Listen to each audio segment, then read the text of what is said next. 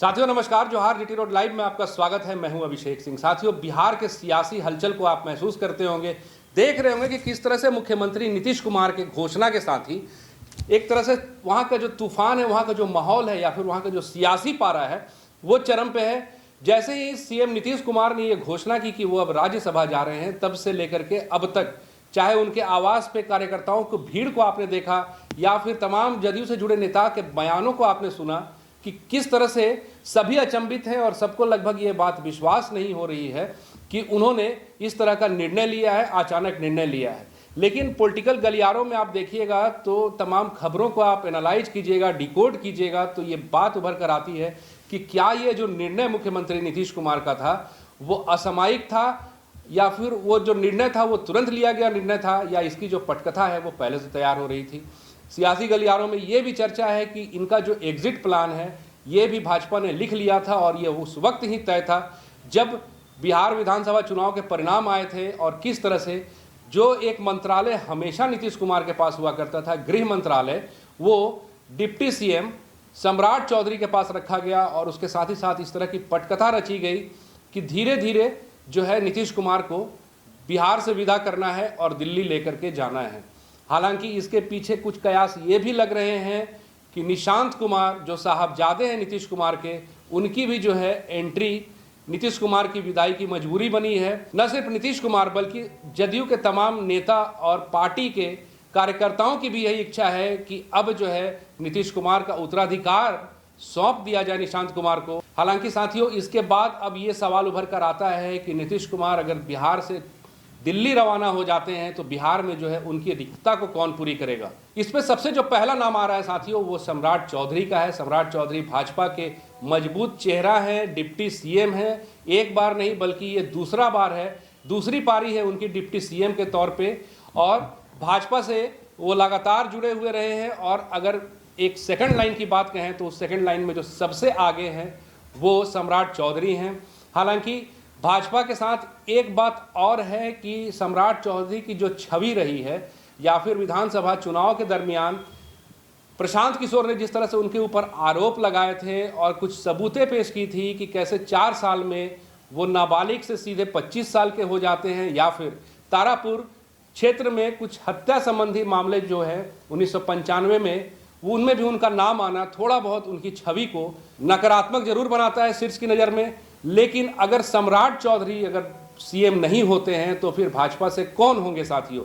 तो दूसरा नाम जो आ रहा है और बड़ी मजबूती के साथ आ रहा है वो है नित्यानंद राय का। नित्यानंद राय 4 बार हाजीपुर से विधायक रहे हैं। उसके साथ ही साथ भाजपा में चाहे संगठन की बात कहिए, चाहे कार्यकर्ताओं के बीच बात कीजिए या फिर शीर्ष की बात कीजिए, उन सब में भी वो काफ़ी नज़दीकी रहे हैं और अच्छा पकड़ रहा है उनका भाजपा के अंदर में। आप देखिए किस तरह से विधानसभा चुनाव के दरमियान, चाहे बात चिराग पासवान को मनाने का हो या फिर हम पार्टी के मान मनोवल का हो, इन सब में भी जो एक दूत थे भाजपा के या फिर जो सबसे आगे के खिलाड़ी थे वो नित्यानंद राय ही थे, जिन्होंने एक सामंजस्य बनाया और सीट शेयरिंग के मुद्दे को भी सुलझाया। इसके साथ ही साथ नित्यानंद राय जो है वो यादव समाज से जुड़े हुए हैं और भाजपा के लिए यादव वोट बैंक बहुत ज़रूरी है। और देखिएगा तो बिहार में 19% जो आबादी है वो यादव समाज की है, यादवों की है, और इनके बीच में नित्यानंद राय एक काफ़ी चर्चित चेहरा हैं। और इसमें कोई दो राय नहीं है कि अगर वो मुख्यमंत्री होते हैं तो तमाम यादवों को जो है वो अपने ओर खींचने में, अपने ओर आकर्षित करने में निश्चित रूप से काफ़ी प्रबल रहेंगे। और यही एक कारण है कि भाजपा की ओर से सम्राट चौधरी के साथ साथ उनके बराबरी पर जो दूसरा नाम आ रहा है वो नित्यानंद राय का है। इसके साथ ही भाजपा में एक और बदलाव और नई परंपरा आप देखते होंगे कि भाजपा बीच बीच में अपने नामों को लेकर के ऐसे खुलासे कर देती है जिससे कि लोग जो है वो चौंक जाते हैं, चाहे वो पॉलिटिकल गलियारों से जुड़े हों या फिर कहीं और से। आप देखिएगा किस तरह से कि राजस्थान के चुनाव में भी या फिर मध्य प्रदेश के चुनाव में भी शीर्ष के जो नाम हैं वो चौंकाने वाले थे। अगर ऐसा कुछ बिहार में होता है तो बिहार में एक नाम उभर कर आता है, वो है श्रेयसी सिंह का। श्रेयसी सिंह जमुई से विधायक हैं, युवा विधायक हैं और उसके साथ ही साथ महिला विधायक हैं। अगर भाजपा महिला कार्ड खेलने में सक्षम है और अगर ऐसी कोई प्लानिंग होती है तो उसमें श्रेयसी सिंह का भी जो नाम है वो प्रमुखता से। बात अगर दलित की करें साथियों तो दलित समुदाय में भी एक नाम जो है वो जनक राम का है। जनक राम सांसद रहे हैं 2014 से 2019 तक। गोपालगंज से, उसके साथ ही साथ वर्तमान में बिहार विधान परिषद के सदस्य हैं, दलितों के बीच में एक नामी चेहरा है। और उसके साथ ही साथ आप देखिएगा तो अगर भाजपा को दलित वोट में भी सेंधमारी करनी हो या फिर दलितों की आबादी को अपनी ओर करनी हो, और अगर कुछ ऐसा प्लान भाजपा का होता है तो उसमें जनक राम का जो नाम है वो भी काफ़ी प्रमुखता से है। हालांकि नाम तो और कई हैं साथियों, उनमें एक नाम विजय सिन्हा का भी है जो डिप्टी सीएम है, उसके साथ ही साथ फॉरवर्ड वोटों को अपनी ओर खींचने में माहिर हैं।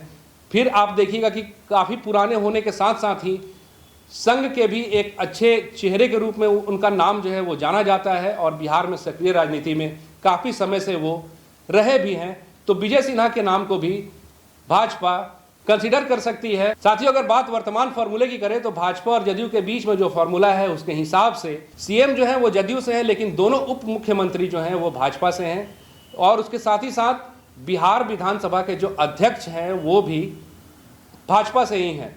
अगर मुख्यमंत्री के चेहरे पे बदलाव होता है लेकिन पार्टी यथास्थिति में रहती है तो कोई बड़े बदलाव की संभावना नहीं है। लेकिन अगर भाजपा से कोई सीएम का नया चेहरा बनता है तो पार्टी के स्वरूप में भी आप बदलाव देख सकते हैं, क्योंकि अगर कोई भाजपा समर्थित सीएम होगा, भाजपा का चेहरा होगा सीएम के तौर पे, तो दोनों जो डिप्टी सीएम होंगे वो अब जदयू के होंगे। उसके साथ ही साथ जो बिहार विधानसभा के अध्यक्ष होंगे, अगर यही फॉर्मूला आगे चला तो वो भी जदयू से होंगे। हालांकि ये आने वाले वक्त पे है और अब तक कयासों का जो दौर है वो गर्म है। इसके साथ ही साथ तमाम चर्चाएं भी आप देख रहे होंगे तरह तरह की हो रही है, सीएम के नाम को लेकर के, पार्टी के स्वरूप में बदलाव को लेकर के, सत्ता परिवर्तन को लेकर के। साथियों, क्या होगा ये आने वाले वक्त पे है। आज के लिए बस इतना ही। आगे जो भी परिवर्तन दिखेंगे वो हम आपको अपडेट कराते रहे हैं पहले भी और कराते भी रहेंगे। चलते हैं, आज्ञा दीजिए, इजाज़त दीजिए। लेकिन आपसे वही आग्रह है कि अगर आपने हमारे चैनल को सब्सक्राइब नहीं किया तो जरूर कर लीजिए, हमारे वीडियो को लाइक शेयर और कमेंट जरूर कीजिए। आज्ञा दीजिए, नमस्कार, जय हिंद, जय भारत।